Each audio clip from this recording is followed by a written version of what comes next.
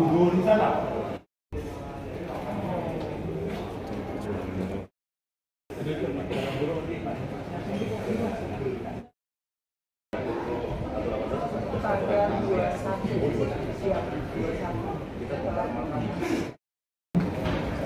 pagi, rekan-rekan dari media, baik itu audio maupun visual, ya, konvensional maupun online.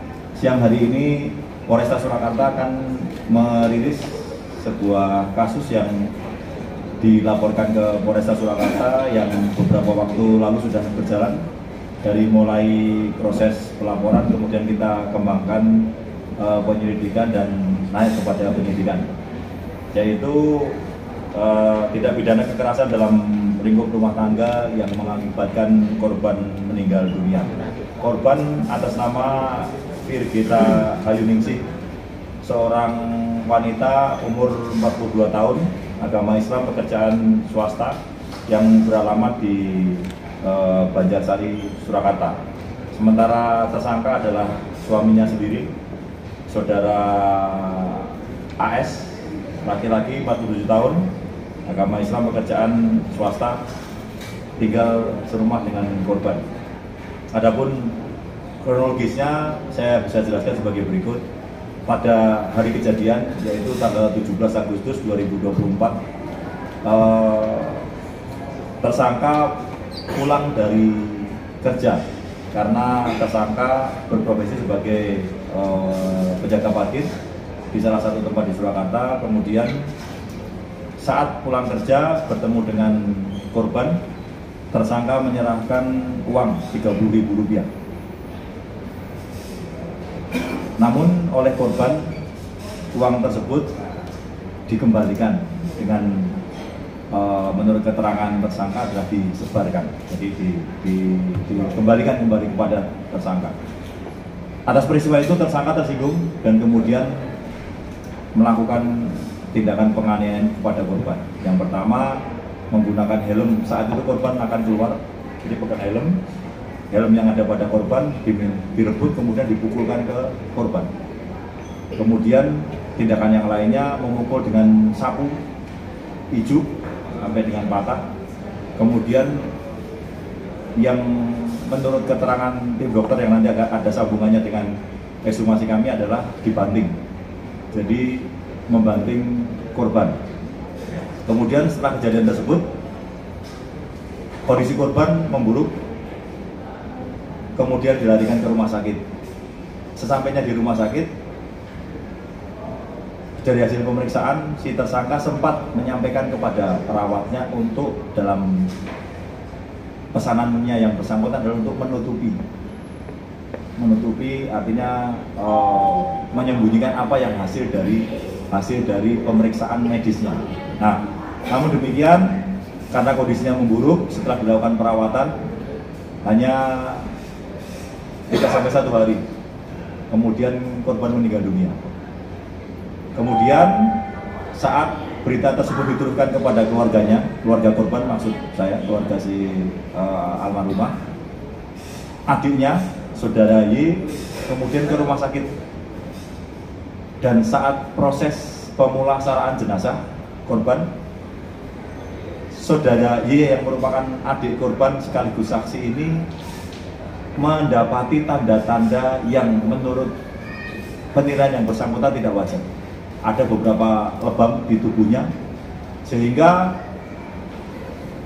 dari fakta tersebut yang dilihat dan didapati, korban akhirnya memutuskan untuk melaporkan ke Polresta Surakarta pada tanggal 23 setelah tanggal 21 setelah pemakaman. Jadi setelah pemakaman, berhubungan keluarga akhirnya memutuskan untuk melaporkan.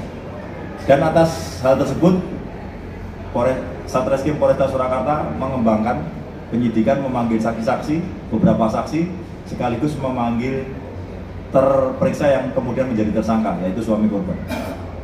Dari pengakuan tersebut, kemudian kami melanjutkan kepada ekshumasi atau otopsi, karena ini merupakan bagian dari rangkaian penyidikan untuk memastikan apa yang menjadi laporan adik korban itu memiliki bukti yang kuat.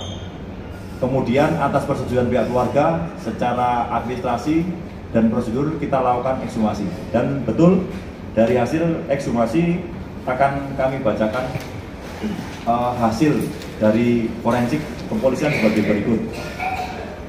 Didapatkan luka kekerasan benda tumpul berupa 1, luka memar pada wajah, leher, dada, punggung, dan anggota gerak. Kedua, resapan darah pada kulit bagian kepala bagian dalam, tulang tengkorak, otot dada, dan otot punggung. 3, patah tulang iga belakang ke-9 dan 10 kanan dan kiri. 4, pendarahan pada permukaan otak besar, otak kecil, dan batang otak. 5, didapatkan tanda mati lemas. Adapun kesimpulannya adalah sebab kematian adalah kekerasan benda tumpul pada kepala mengakibatkan pendarahan otak dan patah tulang dasar tengkorak sehingga korban mengalami mati lemas. Dari bukti-bukti dan keterangan yang kami dapatkan, baik itu dari pemeriksaan maupun ekshumasi, menguatkan persangkaan pada hasil penyidikan bahwa meninggalnya korban karena didahului dengan adanya tindak pidana yang dilakukan oleh pelaku atau tersangka. Itu rekan-rekan sekalian, atas dasar hal tersebut dipersangkakan pada pelaku atau tersangka, yaitu pasal 44 ayat 3 Undang-Undang Republik Indonesia tahun 2000, Undang-Undang Nomor 23 tahun 2004 tentang penghapusan kekerasan dalam lingkup rumah tangga dengan ancaman hukuman paling lama 15 tahun penjara atau denda 45 juta rupiah.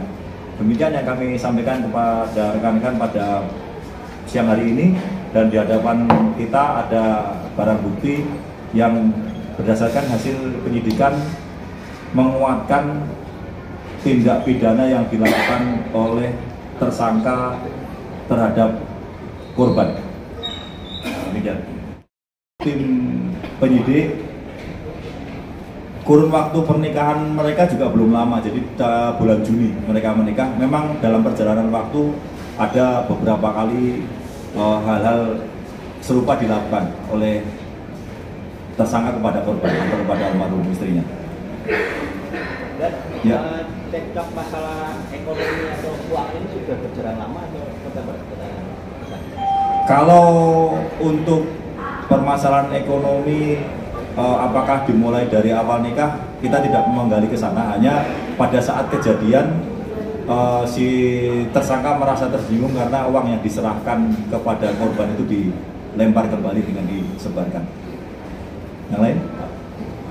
Berkaitan dari lokasi TKP, apakah dari benturan itu ada benturan pada benda lain, katakanlah seperti kursi, meja, sehingga mengakibatkan resapan di kepala itu? Terus ya, melengkapi, jadi memang penganiayaan yang dilakukan tersangka terhadap korban itu di samping dipukul dengan helm, kemudian dipukul dengan sapu hijau, kemudian ada dibanting dan ada tindakan mencekiknya.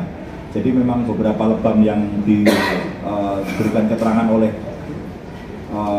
forensik kepolisian seperti itu dari hasil identifikasi jenazahnya. Ini adalah barang-barang yang dilakukan oleh tersangka untuk menganiaya korban. Sebelah kiri saya dibekam oleh Bu Kasiumas adalah helm. Kita lihat helmnya pecah, kemudian ini adalah pakaian yang digunakan, dan ini adalah sapu yang gagangnya patah, salah satu alat yang digunakan untuk menganiaya korban. Dan ini adalah pakaian yang dikenakan dan beberapa barang bukti lainnya. Di depan ada buku nikah dan handphone. Di atas kejadian tersebut.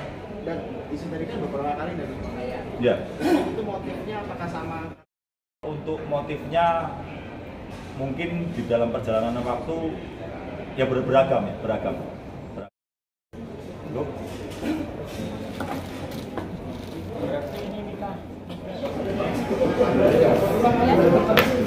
Bapak usianya berapa, Pak? Nama? Pekerjaan? Sudah berapa lama pekerjaannya? Anak punya pekerjaan itu sudah berapa lama? Progresnya sebelumnya bekerja apa? Ikut lakukan. Ikut latubak. Oh, tukang batu. Terus bapak menikah 2 kali ya? Ya. Yang istri pertama pisah kenapa? Sakit paru-paru. Terus ditinggal? Paru-paru. Meninggal? Iya. Meninggal. Ini nikah kedua? Iya. Ya. Sudah berapa lama nikah? Yang kedua? Bulan Juni? Juli sampai dengan bulan Agustus. Berarti baru 2 bulan. Ya, Juli ke Agustus kan berarti 2 bulan. Ya, sebelum tanggal 17 itu, sebelum ada kejadian itu, setelah pernikahan apakah pernah ada kejadian serupa? Lakukan. Ya. Ada satu kali Pak. Kenapa? Sebabnya apa? Ya pendapatnya tak punya uang. Oh, nggak punya uang Ya. di masalah ekonomi. Nah, sehari berapa uang yang bapak berikan? Nggak pasti Pak. Nggak pasti. Memang nggak ada 30. Tapi setiap hari ngasih duit. 25, 30. Ya. Oke. Dan sebelumnya berapa? 25. 30, 25. Nah, itu dikasih berapa saat itu? Punyanya 30. Punyanya 30. Nah, terus ngomong apa? Sama bisa-bisa ini. Oh. Miso-miso. Mengumpat. Gak usah mengeludahi. Cukup? Cukup ya? Oke.